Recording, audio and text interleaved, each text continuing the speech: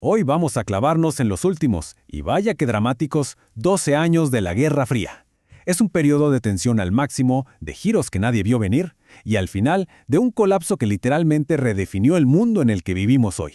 Miren, después de una década de la llamada distensión, un respiro donde parecía que las dos superpotencias podían convivir más o menos en paz, el mundo estaba a punto de caer, otra vez, en una fase de confrontación durísima. De 1979 a 1991, todo se aceleró de una forma que de verdad nadie se esperaba. Bueno, pues entremos en materia. Nuestra historia arranca con el regreso de la hostilidad. Regresó un miedo que no se sentía en años y que empujó a las superpotencias, de nuevo, al borde del precipicio. El detonante, la chispa que lo cambió todo, fue la invasión soviética de Afganistán. Moscú se metió para apoyar a un gobierno afín, pero resultó ser un error de cálculo fatal. Rompió por completo esa frágil paz de la distensión y provocó una reacción de Occidente que fue, la verdad, inmediata y muy dura. La administración de Jimmy Carter, sintiéndose yo creo que traicionada, respondió con una serie de golpes sobre la mesa. Retiró el Tratado de Armas Nucleares SALT II, impuso sanciones económicas, empezó a ayudar a los rebeldes afganos, los famosos muyahedines, e incluso el deporte se usó como arma, con el boicot a los Juegos Olímpicos de Moscú. O sea, no había duda, la era de la cooperación se había terminado. Y entonces, en 1981, llega a la Casa Blanca Ronald Reagan. Su visión del mundo era, digamos, en blanco y negro. Para él, esto era una lucha moral, y esa visión iba a definir toda la primera mitad de los años 80.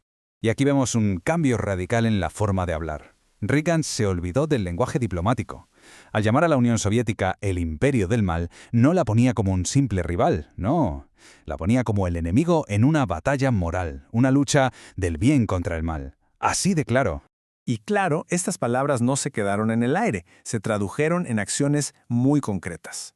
La doctrina Reagan fue una estrategia global súper agresiva.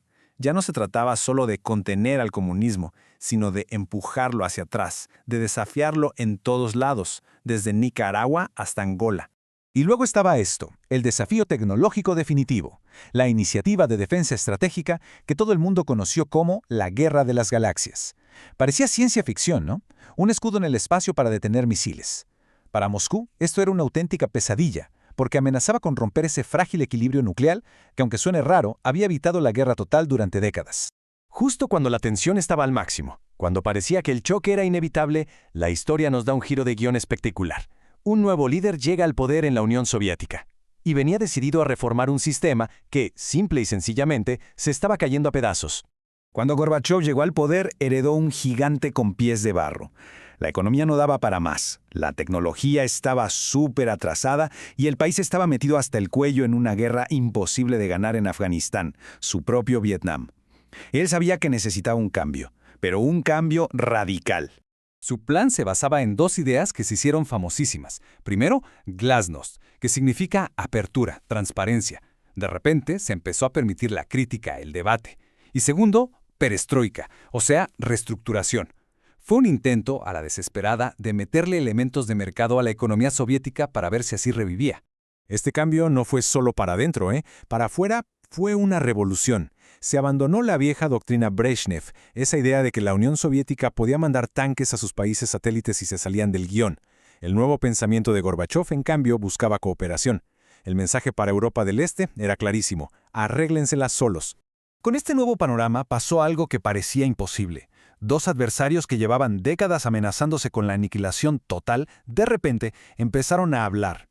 Y no solo hablar, sino a desarrollar una relación personal que nadie, de verdad, nadie se esperaba.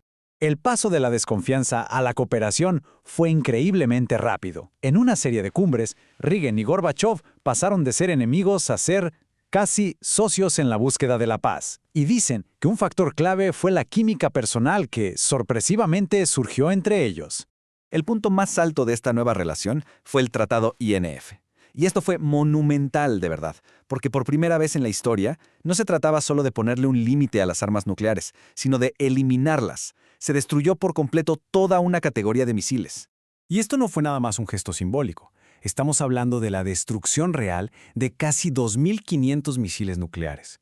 Era la prueba física tangible de que el fin de la Guerra Fría no solo era un sueño, era posible. Y aquí es donde la historia pisa el acelerador a fondo. Con la promesa de Gorbachov de que el ejército soviético no se iba a meter, la gente de Europa del Este vio su oportunidad. Y vaya que la aprovecharon. El año 1989 fue una auténtica avalancha. Lo que había parecido un bloque de concreto por 40 años se deshizo en unos cuantos meses. Desde las elecciones libres en Polonia hasta la caída del muro de Berlín, el gran símbolo de la división, la cortina de hierro, simplemente se vino abajo. Pero la ola no paró ahí. En agosto de 1991, los comunistas de la línea dura intentaron un golpe de Estado para salvar a la URSS. ¿Y qué creen? Les salió el tiro por la culata. Su intentona solo aceleró el fin. Las repúblicas soviéticas empezaron a declarar su independencia una tras otra. Y para la Navidad de 1991, Gorbachov renunció. La Unión Soviética, así como así, dejó de existir. Y de esa forma, un conflicto que definió al mundo por más de 40 años terminó.